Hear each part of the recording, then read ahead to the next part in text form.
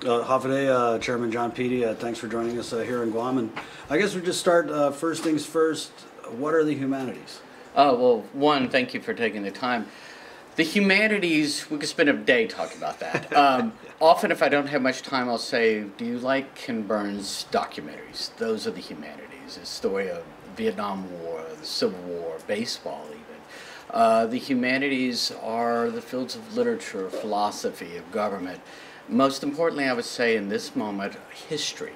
And so, but it can include archaeology, and naturally understood, there shouldn't be this division between the humanities and, say, the sciences, for example. Right, because I mean, when you reel off what the humanities are, it seems like they're almost everything.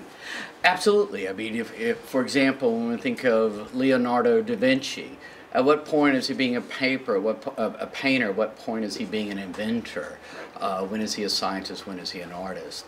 And so the humanities are about explaining the world to ourselves and to one another. And so let's talk about the significance of, I mean, first time we've had a sitting humanities chair visit the island, and let's talk about that. Sure. So our agency was created in 1965. And so I'm really proud to be the first chairman to be here since we were founded. And essentially what we do is we fund universities, museums, libraries, scholars, filmmakers, curators, across the nation, across the states and the territories. One of the ways we really make a difference in Guam is through our partners, through the Territorial Council. And we fund about 80% of their budget. And Kimberly's team is just this incredible team, and what I love in meeting with them is that their talents and their own backgrounds isn't just about Guam's story, but it's really a story of Micronesia writ large. Right, and so one of the things I wanted to ask is, how do you think that story of Micronesia maybe differs from some of the humanities things that you guys have going on in the continental United States? What I love are the continuity. So conversations are being had here about, say, climate change, about the military presence. If more troops are going to come from Okinawa, how is that going to affect the local population? There's a lot of efforts here to talk about telling indigenous stories, to tell the story of the land before the time of the Americans. And so on the one hand, I can tell you I'm having very similar conversations about military bases in other parts of the country. I can say that I was with the Lakota and the Crow on Native American reservations, and in Alaska, and we're talking about reclaiming indigenous stories. Right. So some of the themes are the same, but the telling of that story, I think that's an intensely personal and local story. Let's talk about, I mean, kind of worldwide, we're seeing this rise in indigenous voices, a lot of them joining the conversation, in some cases for the first time. Absolutely, and what's great is we want scholarship to document traditional knowledge, but a lot of it's about somebody just practicing the craft. For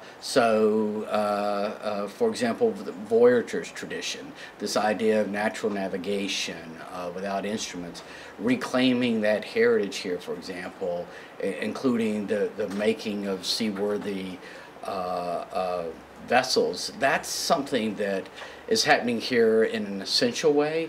And in the past, we may have just documented that with scholars, but now we're seeing these traditions come back and these customs being reborn.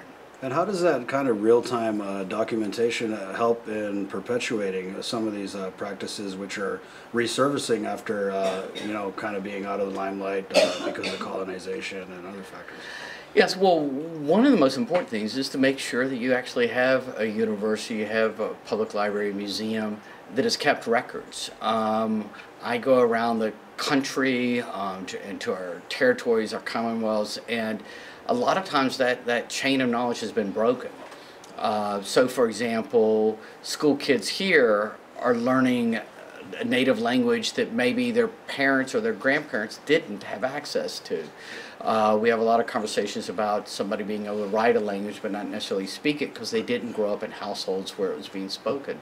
So a lot of this is to use the scholarship, the historic recordings, written records, oral histories, as a way of reclaiming traditional knowledge and traditional customs. Let's talk about something a little more Guam-centric. So, as the chair, I'm sure you've gone around, you visited all the different humanities groups. What about Guam?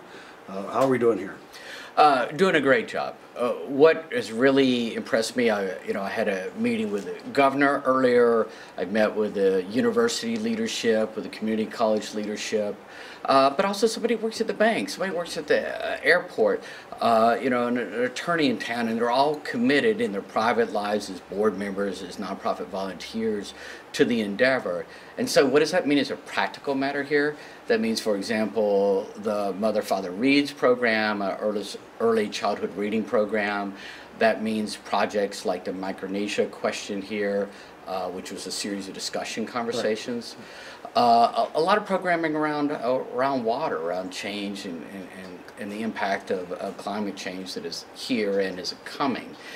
And the online encyclopedia, for example, that's a great opportunity for not just school kids, but also adults that aren't in the classroom to kind of reclaim knowledge here in important ways. So those are just 3 examples. I'll add one more, which is the Women's Warriors Project about women veterans. I really love that one. Oh, it's just incredible. And about reintegration into society and about resilience. Well, John, it was really good to sit down with you, and it kind of cracked me up because on the way over here, just talking to people about, if they're into the humanities, and first question is always, well, what are the humanities? And when you start to explain it, who's not into them? So. Oh, absolutely, I agree. And we hope to see you back here sometime soon. Don't be a stranger. Yes, I look forward to it. Thank you. Appreciate it.